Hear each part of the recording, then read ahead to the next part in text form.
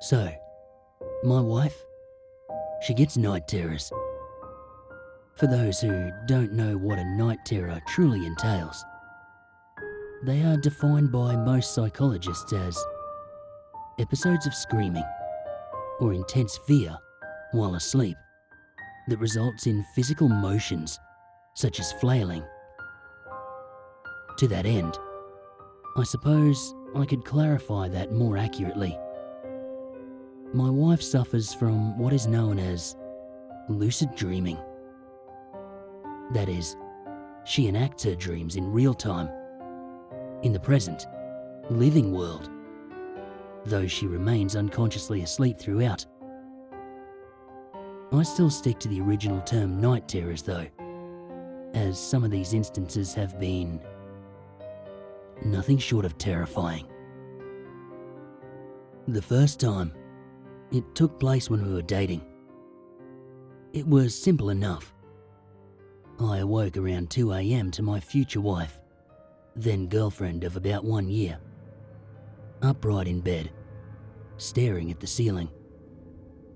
I groggily asked her what she is doing, only for her to answer, quite confidently and without hesitation, "I am just watching the spiders." I lay there, shocked, while she promptly fell back into her pillow and resumed her sleep.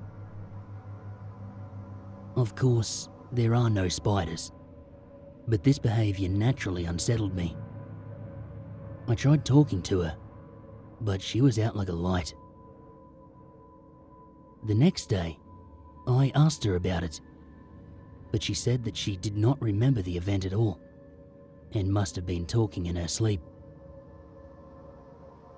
The next time it happened was a couple of months later. This time, I woke up to her shining her smartphone torch right in my face. My eyes snap awake and I blurt out, "What's going on?" To which she calmly replies, "Be still. The spider. It's on your face." Of course, again, there was no spider, and she went promptly back to sleep. This time, the situation left me a little shaken. Not only did she once again see something in her sleep that she has no memory of, but she was cognizant enough to grab her phone and open the torch app. It made me wonder what else she might be capable of doing in her sleep. I'd hate for her to accidentally hurt herself or someone else. In the morning, I sit her down and I ask her about it again. She then reluctantly informs me that she gets night terrors, which have in turn chased off at least 1 or 2 previous boyfriends, which is why she didn't mention it before.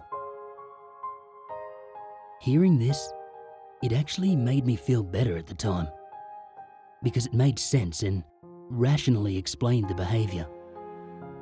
I laughed the whole thing off and assured her that it's no big deal. Within 2 years, we were married. But then it got worse. On another night, we were sleeping in our bedroom. Our bed was in the corner against the wall, and we had a desk in the bedroom at the time, complete with a computer chair, as I was studying part-time. In my sleep, I must have sensed her movements, because I woke up facing my wife, who was staring, wide-eyed and intently over my shoulder at the rest of the room. Without turning around, I ask her what she is staring at.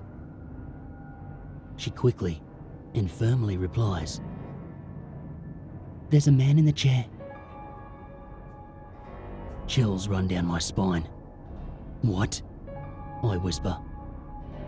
She smiles. Her open but vacant eyes lock mine. "I was just looking at the man in the chair." And then, once again, she falls back into her pillow. and falls back asleep. I tell you, the time it took me to turn around and look behind me at the office chair in the room was some of the longest seconds of my life. Of course, once I had fully turned around and adjusted my eyesight, the chair was empty. Several nights later, I woke to my wife standing at the foot of my bed, talking to herself. What was terrifying about this particular encounter is that she wasn't speaking any kind of actual language, at least none that I could understand. What she was talking would probably best be described as a series of clicks, similar to a South African dialect. She eventually came back to bed while I waited it out. At this point, I'd given up speaking back to her.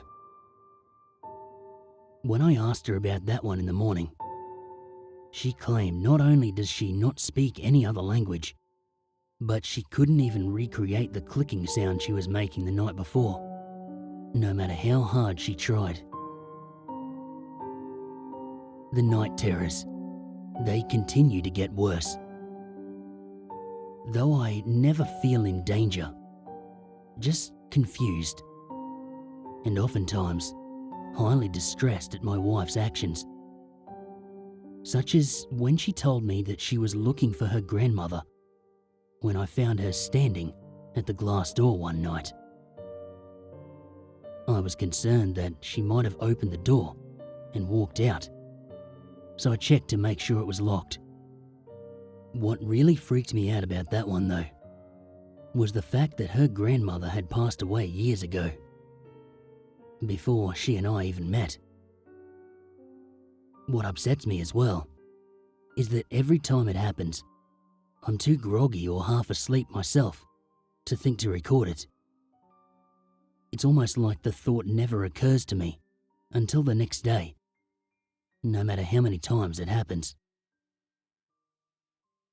One of these nights, I'll remember to do it, so I can share it with people just how crazy it can get. So I can re-examine some of the more disturbing night terrors in the light of day to better understand them. More importantly though, maybe one of these nights, when I remember to record, I can finally explain the more unexplainable aspects of the night terrors. Such as when my wife claims to see someone in the office chair, why the office chair was on the opposite side of the room the next morning, or why the glass door I double-checked was ajar the next day. Come to think of it, when cleaning the bedroom, I do find the occasional spider web on our bedpost.